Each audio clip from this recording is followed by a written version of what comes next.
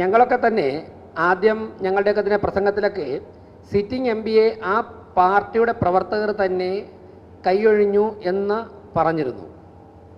മാധ്യമങ്ങളൊക്കെ എത്രത്തോളം ഗൗരവത്തിൽ അത് എടുത്തു എന്ന് എനിക്കറിയില്ല. പക്ഷേ ഇന്നലെ കോവളം നിയോജക മണ്ഡലത്തിൽ കണ്ട കാഴ്ച ഞങ്ങൾ ആദ്യം പറഞ്ഞ വസ്തുത അടിവരയിട്ട് ശരിയാണെന്ന് തെളിയിക്കുകയാണ്.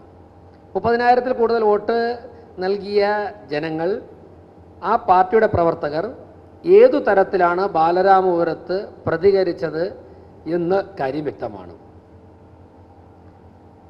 ഞാൻ ഓരോ സംഭവങ്ങളും പറയുന്നില്ല. ഞാൻ മനസ്സിലാക്കുന്നത് പല സ്വീകരണ സ്ഥലവും UDFൻ്റെ സ്വീകരണ സ്ഥലങ്ങളും ഒഴിവാക്കുന്നു എന്നാണ്. ഇന്ന് കഴക്കൂട്ടം മണ്ഡലത്തിലാണ് സ്വീകരണം. നിങ്ങൾ അന്വേഷിച്ച് ചോദിക്കൂ. കഴിഞ്ഞ 2-3 ടേമുകളിൽ പോയി സ്വീകരണം ഏറ്റുവാങ്ങിയ സ്ഥലങ്ങളിലൂടെ പോകുവാനുള്ള ഒരു ധൈര്യം UDF കാട്ടുന്നില്ല. പല സ്ഥലങ്ങളിലും കോൺഗ്രസിൻ്റെ പേരിൽ സ്വീകരണം നൽകുന്നില്ല, UDFൻ്റെ പേരിൽ സ്വീകരണം നൽകുന്നില്ല, മറ്റു സംഘടനകളുടെ പേരിൽ അവിടെ പോയിട്ട് ഷാൾ വാങ്ങുകയാണ്. അന്വേഷിച്ച് നോക്കിക്കോളൂ.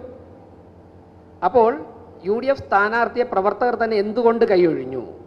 കഴിഞ്ഞ 15 കൊല്ലം റിവേഴ്സ് ഗിയറിലായിരുന്നു അദ്ദേഹത്തിൻ്റെ പ്രയാണം എന്നുള്ളത് കൊണ്ടാണ് ആ സ്ഥാനാർത്ഥിയെ പാർട്ടി പ്രവർത്തകർ തെരഞ്ഞെടുപ്പിന് ആഴ്ചകൾ അവശേഷിക്കുമ്പോഴേക്കും കൈയൊഴിഞ്ഞിട്ടുള്ളത്.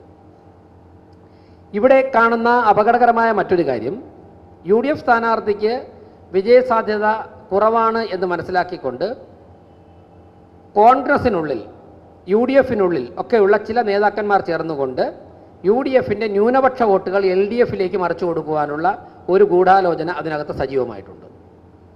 UDF സ്ഥാനാർത്ഥിയെ പാർട്ടി പ്രവർത്തകർ തന്നെ കൂക്കി വിളിക്കുന്ന, സ്ത്രീകൾ ഉൾപ്പെടെ റോഡിൽ നിന്ന് കൂക്കി വിളിക്കുന്ന, ഷാളെടുത്ത് മുഖത്തേക്ക് വലിച്ചെറിയുന്ന ഒരു സാഹചര്യം വരികയും മറ്റു പല മണ്ഡലങ്ങളിലും UDF സ്ഥാനാർത്ഥി സ്വീകരണം ഒരുക്കുവാൻ പ്രവർത്തകർ തയ്യാറാകാതെയും വരുന്ന സാഹചര്യത്തിൽ UDFിലുള്ള ന്യൂനപക്ഷ വോട്ടുകൾ LDFിൽ എത്തിക്കുവാനുള്ള ഒരു ആലോചന UDFിനുള്ളിൽ നടക്കുന്നതായിട്ട് UDF പ്രവർത്തകർ തന്നെ വിവരം തരുന്നുണ്ട്.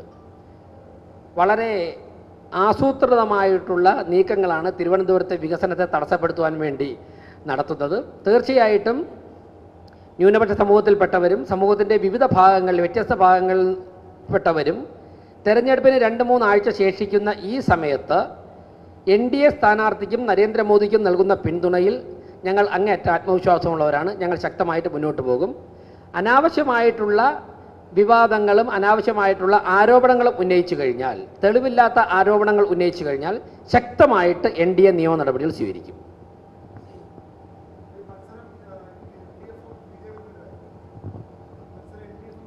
അല്ല, തുടക്കത്തിൽ തന്നെ ഞങ്ങൾ പറഞ്ഞിടത്ത് ഉറച്ചു നിൽക്കുകയാണ്.